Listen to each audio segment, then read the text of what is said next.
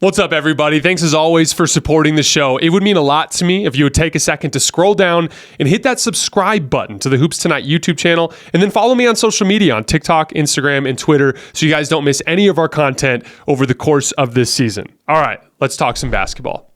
So starting with Lakers-Cavs on the road in Cleveland. The Lakers are going on a tough road trip here. They played in Cleveland on Saturday night. They have the Sixers tonight. A little bit of an easier game against the Pistons coming up, and then they have to go on the road to OKC. So a big opportunity for us to learn more about the Lakers. And the first game went extremely well, considering a lot of specific factors. LeBron played one of his worst games of the season, particularly in the second half, made a lot of bad decisions on offense and missed a lot of shots, and yet they still were able to overcome that and win, thanks in large part to Anthony Davis got back on track in a big way offensively. You know, Anthony Davis specifically in the post this year is flashing a lot of stuff that is more similar to what he was in the 2020 season when the Lakers won the championship. It's a shot creation piece that's so important with Anthony Davis for him to be as good as his peers at the top of the league, because we talk a lot about the offensive fluctuations, but they don't properly factor in his defensive consistency, because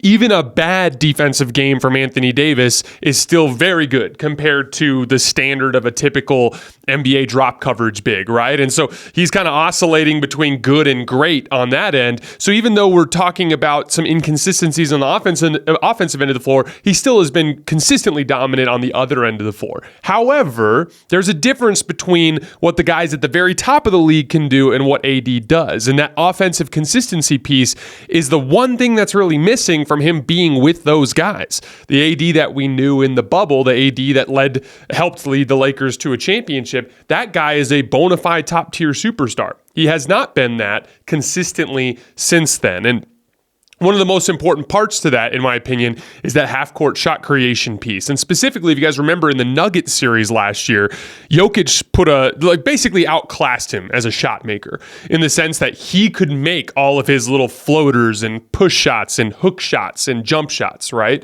Now, Anthony Davis has more or less abandoned his jump shot, but there are a couple of specific things that are coming around. He did hit a short pocket pass jump shot in the fourth quarter against the Cavs, the same shot that he missed a couple times against Dallas.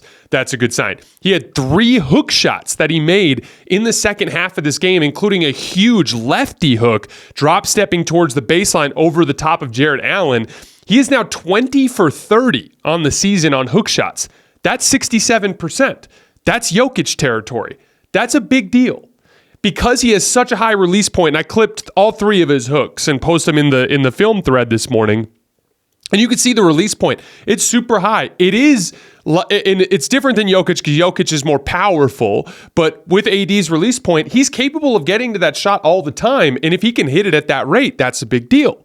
And Anthony Davis post-up this year, including passes, has been worth 1.17 points per possession. That is by far his best in a Lakers jersey. He's never crested 1.1 in his time wearing a Laker jersey. Now, again, we're still in this first fourth of the season, right? But so far in the early going of the season, him being able to knock down that hook shot, he's been really good at making skip passes over double teams. Did it multiple times against the Cavs on Saturday night. It's been something he's been good with all season.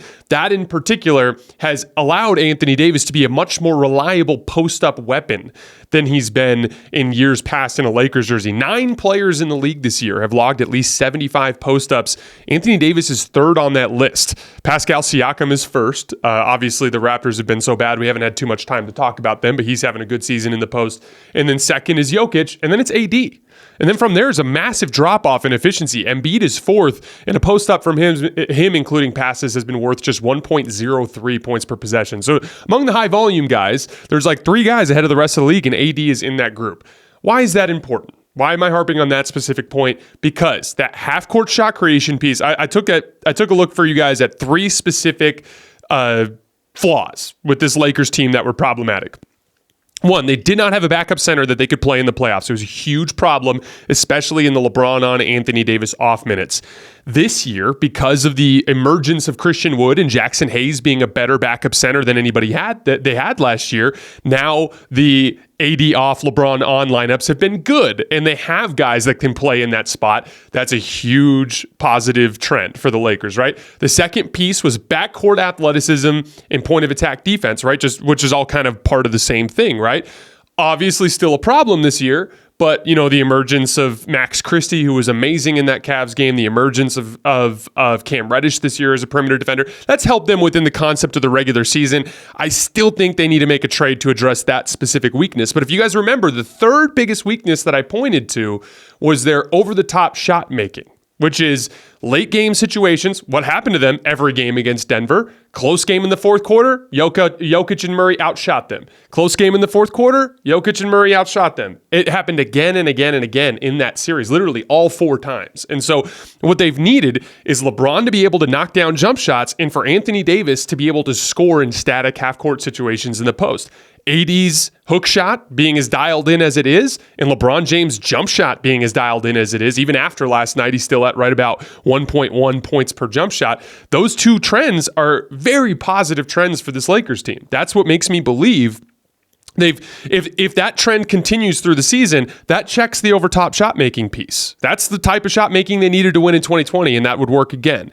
The backup center piece is solidified. It's really just that perimeter athleticism piece that they're going to have to solidify. Now, Max Christie, again, is an example of a regular season solution for that problem. His individual defense, not just in this Donovan Mitchell game against Cleveland, but also in the game against Dallas. He had several very good defensive possessions against Kyrie Irving, sliding his feet, contesting shots, just doing his job at the point of attack to be disruptive. And I thought he did an amazing job against Donovan Mitchell, a much better job even than he did against Kyrie. It's the unique combination of the lateral quickness to stay in front against good athletes, top-tier athletes, the strength to be able to absorb contact in the chest when you do beat players to a spot, and then third, the length to bother a pull-up jump shot. There were 2 pull-up jump shots from Donovan Mitchell in the crunch time portion of this game where he tried to drive by Max. Max took contact in the chest, offered a late contest, and forced him into misses, which is the best you can hope for against the best guards in the league. And when you can disrupt their rhythm and take away the easy stuff they get, you can get them to miss a few pull-up jump shots in a row, and that can go a long way, right? I thought his shot selection was really good in this game. Again, offense is a huge part of that role as well. He only took 2 of what I would consider to be tough shots, and it was that step-back jump shot over Donovan Mitchell, and then the second step-back jump shot that he took, I want to say it was over LeVert. I can't remember exactly what it was, but it was the mid-range one. And both of them were clock running down situations. That's the thing. Take your wide open catch and shoot threes, drive closeouts when you can, and then if the ball ends up in your hands with 5 seconds left on the shot clock and there isn't time to get the ball somewhere else, that's when you start practicing and demonstrating that you have the ability to do additional stuff off the bounce. Early in the season, I thought he was forcing things a little bit on the offensive end of the floor, trying to demonstrate what his work was this summer. And I'm not debating whether or not that work was there or whether or not he's capable of that kind of stuff, but it's better to ease into it through rescue possessions and then slowly earning cachet with the staff and with your teammates to be more aggressive from there. But really encouraging game from Max Christie. And again, it's one of those things where I would tell you, Lakers fans, if Max Christie or Cam Reddish is starting for you in the playoffs, I think that's a huge problem. Not because those guys aren't capable, but when you really put together what you expect from a veteran player in a big spot in a playoff series and everything we know about young players in the playoffs, I'd rather have both of them coming off the bench in that type of role. As someone who roots for the Lakers, that's just my kind of take on the whole situation. So I want to be careful about promoting it as a postseason fix, because I don't feel that way. But within the context of the regular season, especially when Jared Vanderbilt's out, especially when Gabe Vincent's out, having guys like Max Christie and Cam Reddish being able to defend at the point of attack the way they do really helps you in the dregs of the regular season. Lakers 7-2 in their last 9. 4th in defense over that span, 4th in rebounding over that span. That's a big deal for how much they struggled on the glass early in the season. And more importantly, they're starting to beat some good teams. They've won 3 of their last 5 against winning teams. Both of their losses were on the tail ends of back-to-backs, and one of them was the Mavs game where they had a 2-point lead in the final minute. So all trends kind of pointing positively for the Lakers now. Jared Vanderbilt's coming back. Rui Hachimura should be back before too long. Gabe Vincent should be back before too long. A lot of things pointing in the right direction for the Lakers.